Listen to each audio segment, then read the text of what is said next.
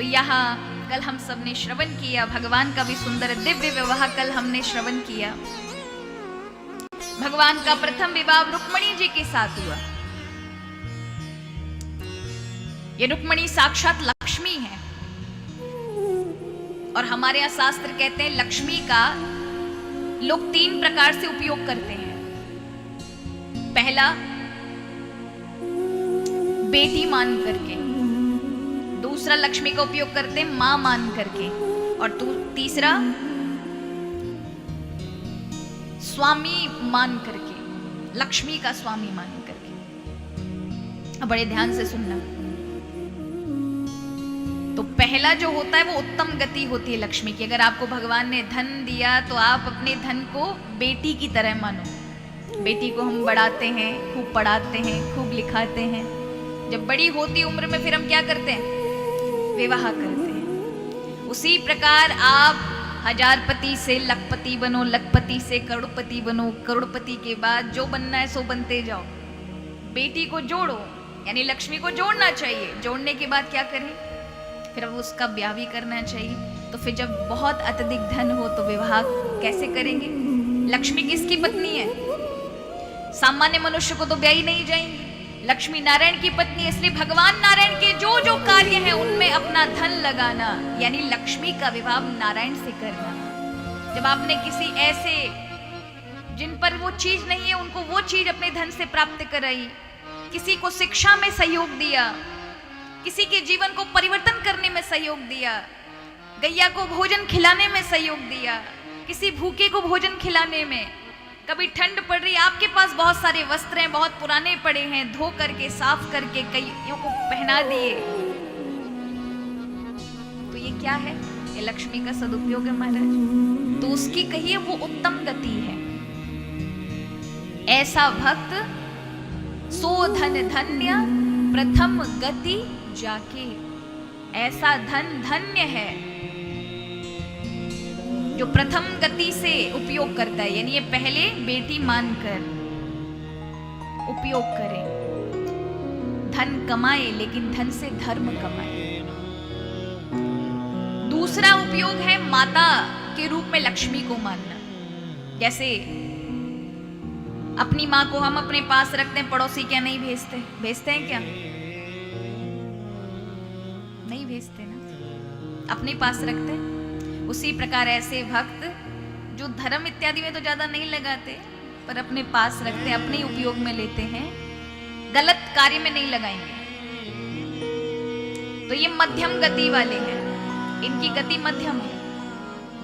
और तीसरे धन की गति है जो अपने को धन का स्वामी मानता है। हम तो मालिक हैं और जो आ रहा है गलत कर रहे हैं, गलत में ही विचार जा रहे हैं, विचार में से फिर गलत से कर्म हो रहे हैं और उन्हीं कर्मों में गलत में पैसा जा रहा है, कोर्ट में जा रहा है, कचहरी में जा रहा है, बीमारियों में जा रहा है, अलग अलग दंड फसंदों में पैसा आया दिखता है लेकिन निकल जाता है। तो ऐसी गति कहते हैं नाश को प्राप्त होती है। इसलिए प्रथम गति सबसे उत्तम है जब आप धन का सदुपयोग अच्छे कर्मों में करते हैं। अपनी कथाओं में कहती हूं, धन का उपयोग करना भी आना चाहिए।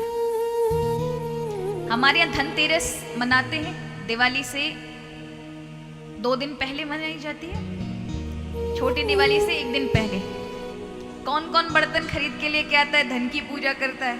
कौन कौन करता है? लेके आते हो ना, लक्ष्मी गणेश जी लाओगे उस दिन, खील बतासे लाओगे, ये है ना परंपरा अपने यहाँ, लाते हैं।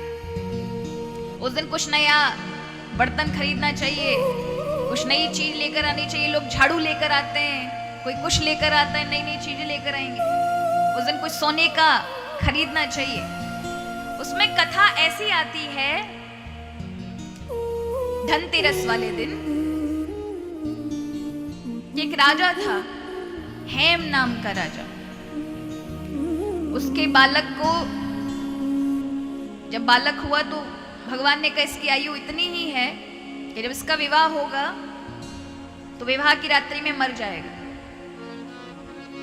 तो राजा जब बालक बड़ा हुआ तो बड़ा होते ही चिंता आने लगी, अब इसका ब्याह होगा तो ये फिर मेरे पास कैसे ही रहेगा कि इकलौता बालक है, चला जाएगा। उसने विवाह नहीं किया, 25 वर्ष का हो गया। उसकी पत्नी ने कहा तुम विवाह क्यों नहीं करते? जब उसने अपने मन की बात बताई कि बालक का विवाह करते ही प्राण संकट में है, तो वो कहती चिंता नहीं करो, विवाह करो, बाकी संकट मैं देख लूंगी। तो विवाह हुआ तो उस रात्रि में यमराज काला नाग बनकर डसने के लिए आते हैं, लेकिन वो हेम राजा की जो पत्नी होती है, रानी होती है, वो बहुत सारा धन महल के अंदर बिखेर देती है, हीरे बिखेर देती है और उनके बीच में दीपक जला देती है। और दीपक जलाए तो जब वो काला नाग आया तो उन रोशनी में खो गया, धन की रोशनी में, धन की चमक में। वो उस बालक तक नहीं पहुंच पाया और मध्य रात्रि को उसे काटना था, वो समय निकल गया। अगला दिन सुबह का आ गया तो उस बालक की मृत्यु टल गई। जानते हो ये क्या है? इसे देखकर लगता है क्या ये संभव है, पर ये कथा के पीछे कुछ रहस्य है। कभी भी जीवन में बुरा वक्त आ जाता है ना, तो आपका धन ही आपका सहयोग करता है।